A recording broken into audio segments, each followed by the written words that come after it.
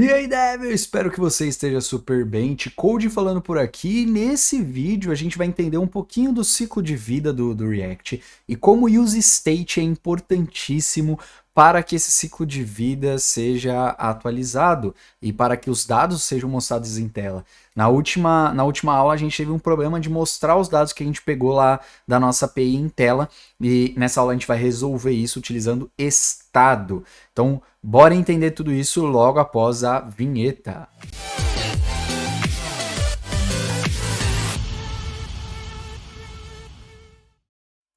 Coisa linda, já tô aqui no cantinho, inclusive mostrando para vocês essa imagem que eu peguei aqui no DevMedia, enfim, uma imagem qualquer na internet, que é a imagem sobre o ciclo de vida de um componente React. Então, todo componente de React, ele é inicializado.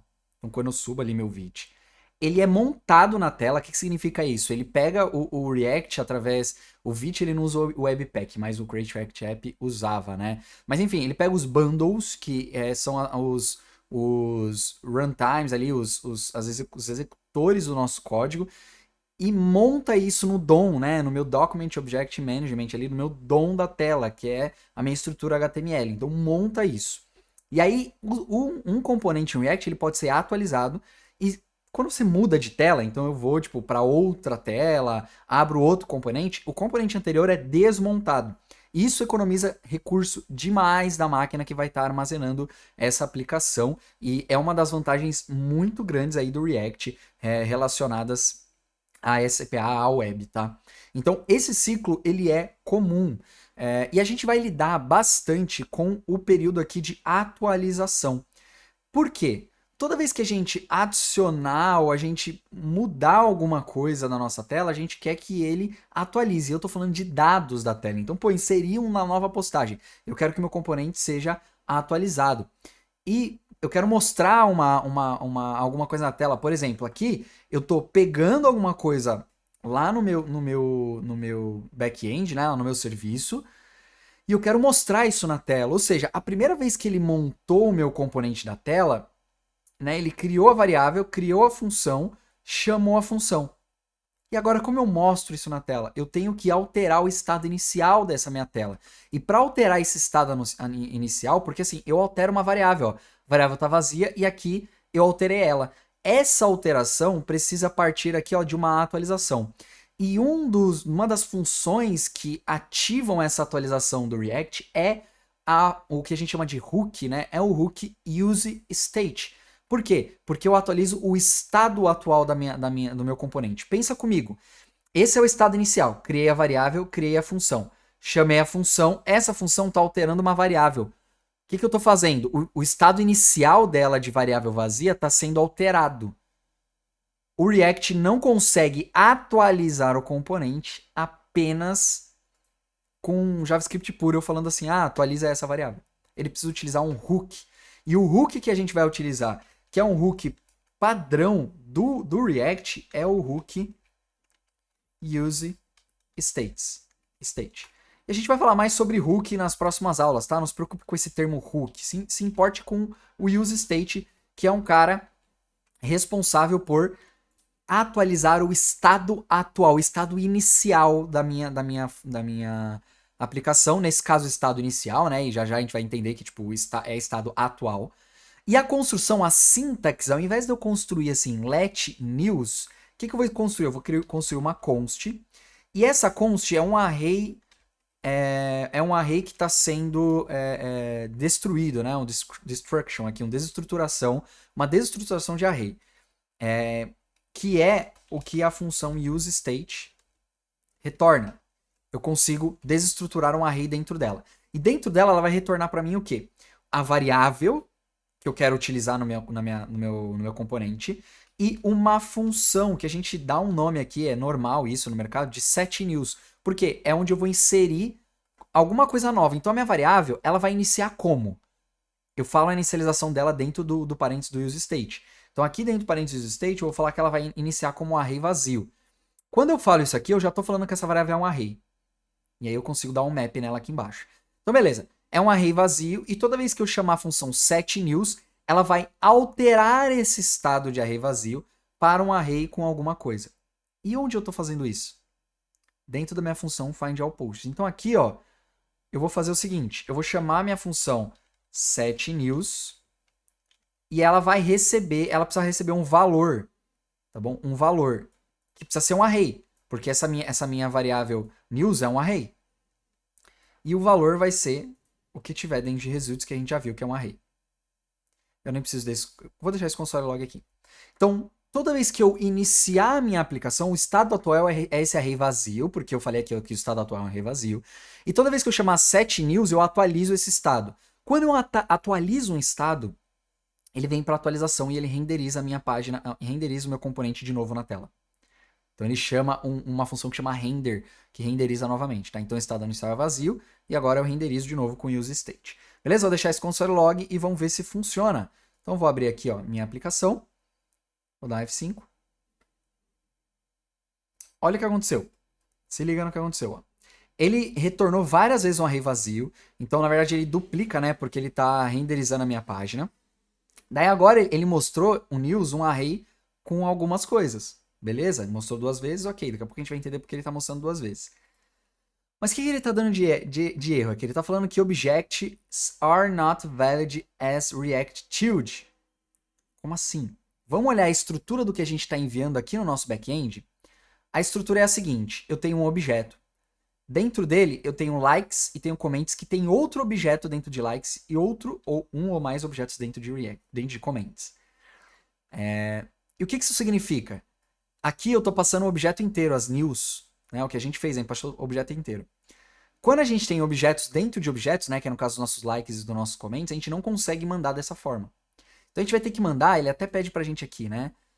Object with keys user ID created. If you meant to render collection of string, use an array instanced.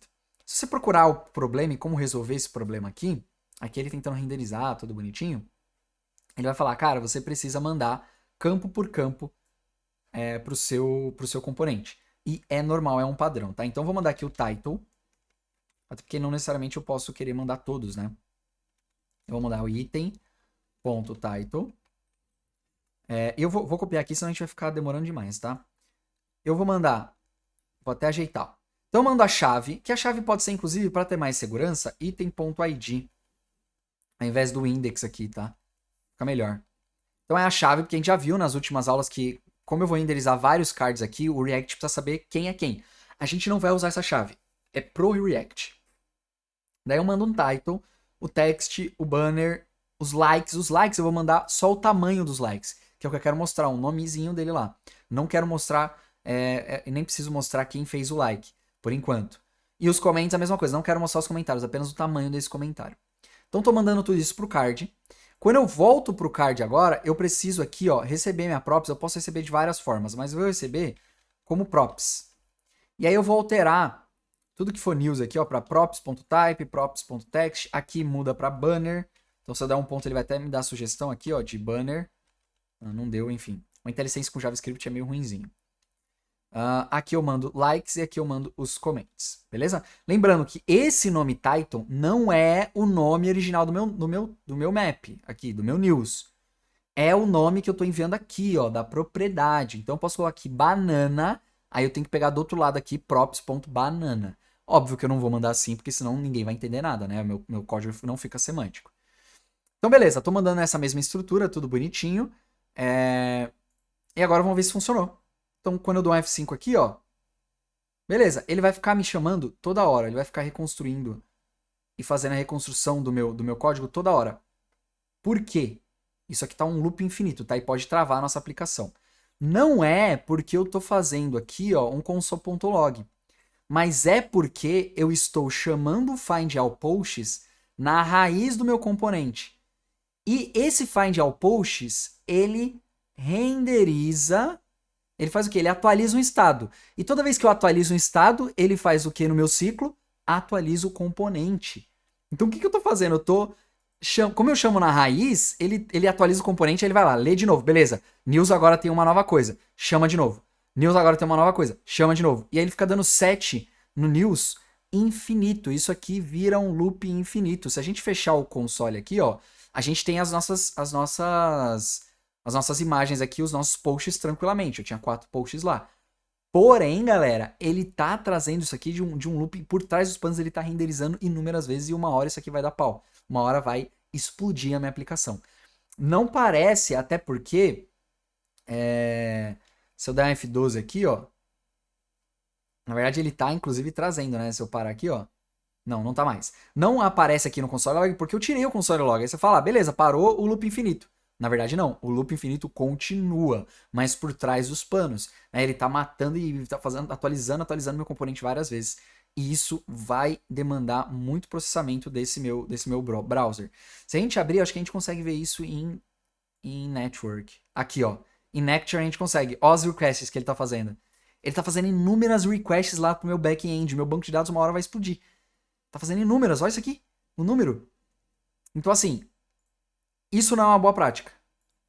Então, se eu puxar aqui, ó, isso não é uma boa prática. Eu chamar o meu find all posts, setando aqui, ó, o meu use state na raiz. Então, se a gente olhar o break news agora, beleza, ele parou, porque ele chamou uma vez e parou.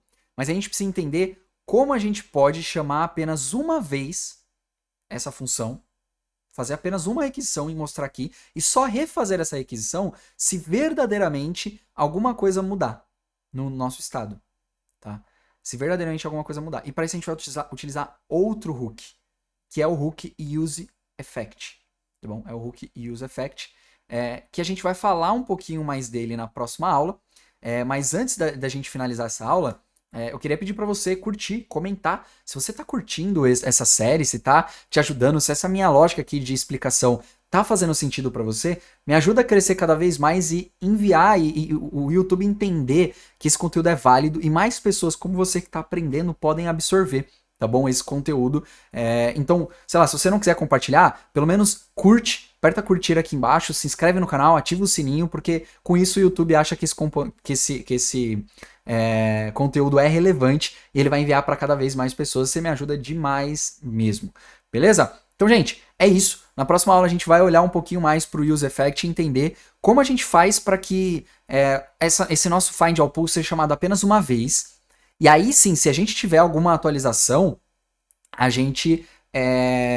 se a gente atualizar o useState, né?